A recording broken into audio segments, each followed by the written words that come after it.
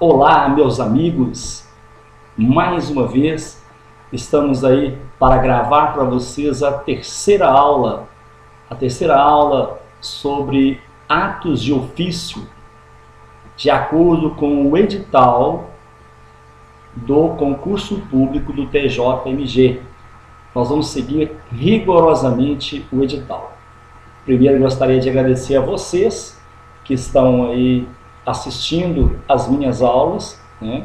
A você que assistiu aí do regimento interno, faltou 3 aulas do regimento interno, que eu a partir de meados de setembro gravarei as 3 últimas aulas. E estou gravando essas aulas sobre atos do processo a pedido de vários alunos, né? A quem eu deixo meu abraço, a minha alegria e a minha satisfação de colaborar com vocês. Espero que essas aulas contribuam. Espero que essas aulas ajudem vocês. A vitória é de vocês. Confie no potencial que você tem. Confie em você. Dedique, estude. Veja essas aulas, reveja quantas vezes for necessário. Estude muito para que você alcance o objetivo, que é ser um servidor ou servidora do TJMG.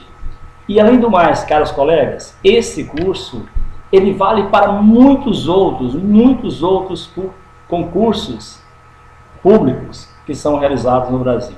É uma matéria de suma importância que com certeza ajudará você. Principalmente você que não é da área de direito. Tá bem? Então, que Deus abençoe o nosso trabalho. Vamos dar continuidade à matéria que nós paramos no último encontro. Eu fiquei um tempo sem gravar, mas vou fazer de tudo para fazer agora uma sequência de aulas para que você possa aí estudar bastante. Atenção! Reveja as aulas quantas vezes você quiser. Quantas vezes. E tem mais.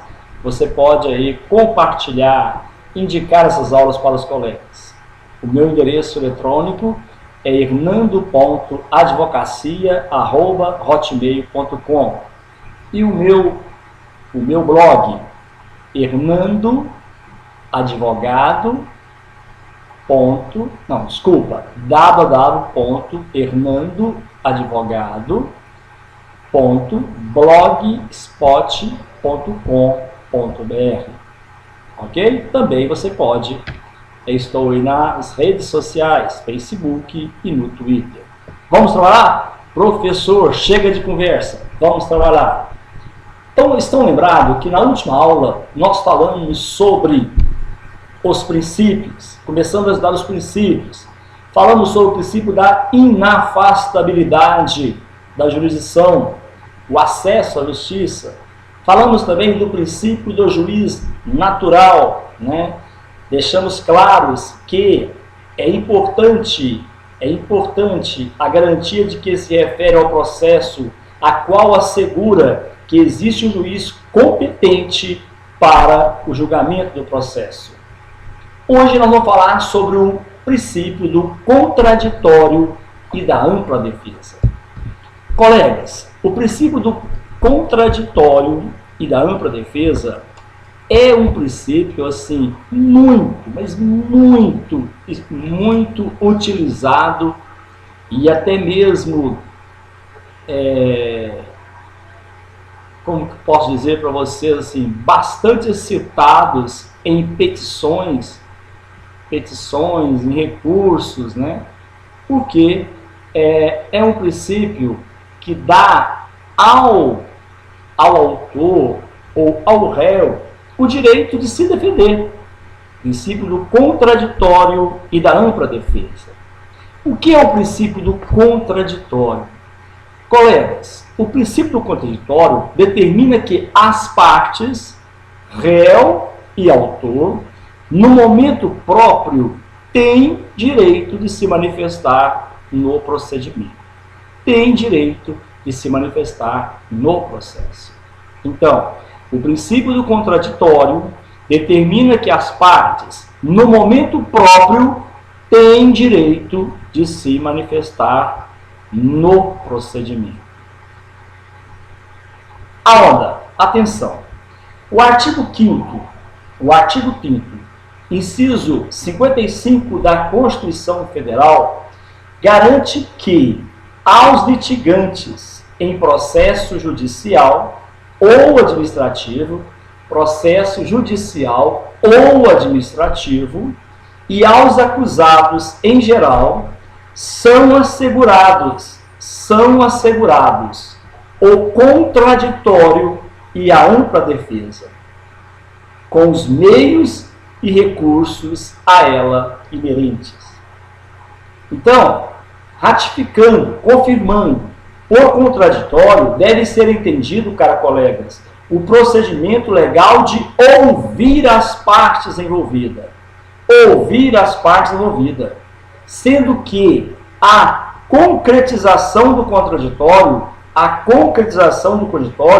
ocorre quando os polos da relação direito processual estão devidamente preenchidos.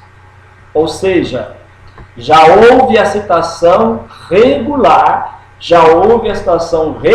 do réu para responder à pretensão formulada pelo autor.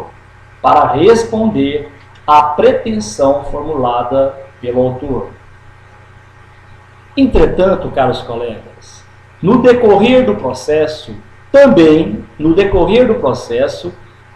deve ser garantido o contraditório através da comunicação da parte. Sempre que houver uma manifestação ou juntada de documento pela outra, é dando conhecimento à parte do que está acontecendo no processo, garantindo que ambas, autor e réu, sejam sempre ouvidas. Contraditório e ampla defesa, o que garante uma bilateralidade do processo. Os dois, autor e réu, tomam conhecimento de todo o andamento do processo para se defender. A ampla defesa é uma garantia de que a parte poderá utilizar todos os meios de prova.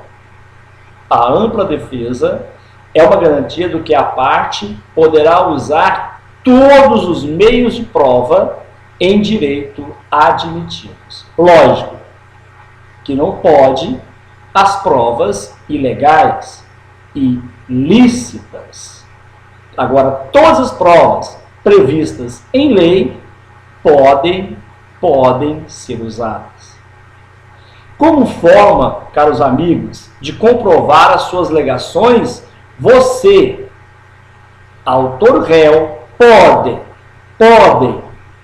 provar usando todos os meios permitidos em lei.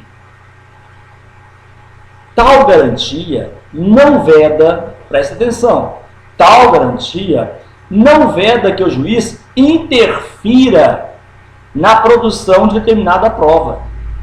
Eu sou réu. O autor me acusa de tal fato. Eu junto provas nos autos para comprovar que eu não sou o culpado, conforme as alegações do réu. Prestem bem atenção. Ao juiz é dado o direito de interferir na produção de determinada prova, caso o juiz entenda ser a mesma totalmente desnecessárias ou protelatórias. Imagine vocês, caro aluno, Marcos e Carlos estão litigando. Acontece que as provas que Marcos juntou nos autos são protelatórias, são provas que estão tentando simplesmente delongar, enrolar o processo. Nesse caso, o juiz pode interferir nesta prova. O mesmo caso, quando a prova quando a prova é desnecessária. Aconteceu um fato que não tem nem necessidade de provar. Está tão claro e evidente. Está tão claro e evidente, então é uma prova desnecessária. Compreenderam? Então, o princípio do contraditório, contraditório significa que as partes, no momento próprio, têm direito de manifestar-se no processo. As partes, no momento certo, têm o direito de manifestar-se no processo. E a ampla defesa é a garantia de que a parte poderá utilizar de todos os meios de prova.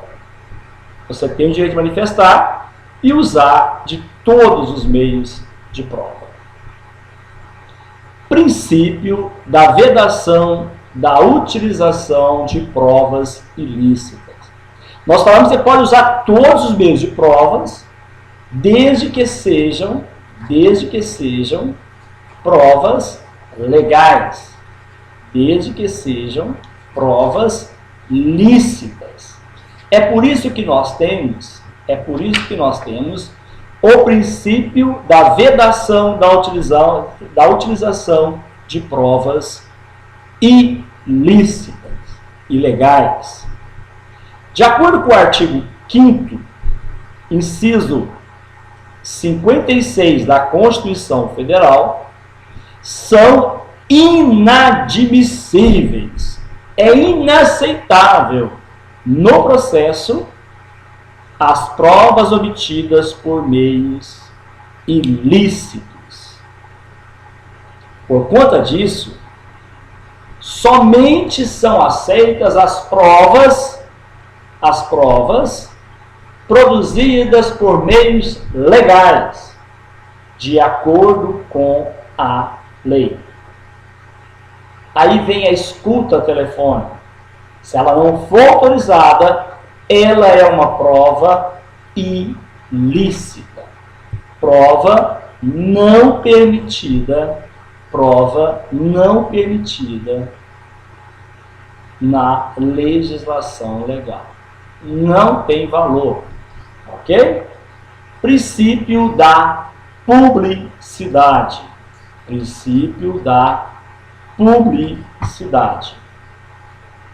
O processo deve ser, em regra, o processo deve ser público.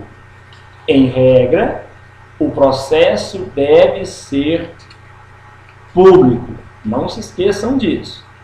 Em regra, o processo deve ser público. Professor, o senhor está repetindo várias vezes. É necessário? É. Quando eu estou repetindo, estou deixando claro para vocês a importância do que eu estou colocando nesse momento para vocês. Que são matérias que são cobradas continuamente no concurso público. Então, em regra, o processo deve ser público. Se a questão diz assim, todo processo deve ser público sem exceção. Falso. Porque em regra, nós vamos ver exceção. Em regra, o processo deve ser público para garantir o controle dos atos praticados, uma vez que é possível identificar elementos que indiquem o favorecimento de determinada parte ou a perseguição pessoal a uma determinada parte do processo. Então, a publicidade vai inibir o quê? O favorecimento de determinada parte e a perseguição pessoal em determinada parte do processo. Esse princípio está expresso no artigo 5º da Constituição Federal, no inciso 60 da Constituição, que dispõe: a lei só poderá restringir a publicidade dos atos processuais quando a defesa da intimidade ou interesse social exigir. Então, foi aquilo que eu falei inicialmente. Em regra, o processo deve ser público, mas a lei poderá restringir a publicidade, reduzir a publicidade dos atos processuais quando a defesa da intimidade ou do interesse social o exigir. Princípio da celeridade do processo. O que diz esse princípio? Esse princípio, ele está expresso, nós vamos entender, lá no artigo 5º da Constituição Federal, da seguinte forma: a todos, no âmbito judicial e administrativo, tanto no administrativo quanto no judicial, são assegurados, são garantidos a razoável duração do processo e os meios que garantam a celeridade, a rapidez de sua tramitação. Colegas, o princípio da celeridade processual de produção recente, ele foi introduzido pela emenda constitucional número 45. Na verdade, esse princípio apresenta o objetivo a ser alcançado, porque na verdade é um desejo de todos que os processos sejam céleres, que não haja tanta demora nos julgados. Mas sabemos também que ainda nós não alcançamos essa rapidez necessária. Mas o princípio da celeridade processual tem por objetivo que, no âmbito judicial e administrativo, seja assegurado a duração razoável do processo. Princípio da igualdade. Vamos ver o que diz o princípio da igualdade. O juiz, no exercício da atividade jurisdicional, deve tratar as partes de forma igual. Deve tratar as partes de forma igual. Em respeito ao princípio da Constituição, ao princípio da igualdade previsto na Constituição Federal. No seu artigo 5º, caput, que diz o seguinte: deve-se tratar igualmente a todos. Colegas, no exercício da atividade jurisdicional, deve tratar as partes de forma igual em respeito ao princípio constitucional. Não se deve deixar de lado as lições de Aristóteles de que tratar igualmente os iguais e desigualmente os desiguais, na medida de suas desigualdades. Nesse termo, nesse princípio, nós entendemos que todos são iguais perante a justiça, perante a lei. Mas nós devemos tratar de forma desigual aqueles que são desiguais. É por isso que você, quando vai entrar com a petição, se você não tem condições de arcar com as despesas, você apresenta uma declaração de pobreza. Já é a visão da justiça tratar os desiguais de forma desigual. O princípio da motivação. O que diz o princípio da motivação? Todas as decisões do Poder Judiciário serão fundamentadas sob pena de serem declaradas nulas. Princípio da motivação. Todas as decisões do Poder Judiciário devem ser fundamentadas sob pena de serem declaradas nulas. Compreenderam? Colegas, é esta forma de estudar que vocês irão acompanhar comigo durante os vídeos que nós iremos gravar. Preste atenção, faça lá as suas anotações. A vitória pertence a vocês. Estarei esgotando até mais um pouco do edital do concurso público TJMG. Esse estudo vai ajudar você para o TJ e para outros concursos. Até o próximo encontro, se Deus quiser, e que Deus abençoe a cada um de vocês. Compartilhe esse vídeo. Um grande abraço.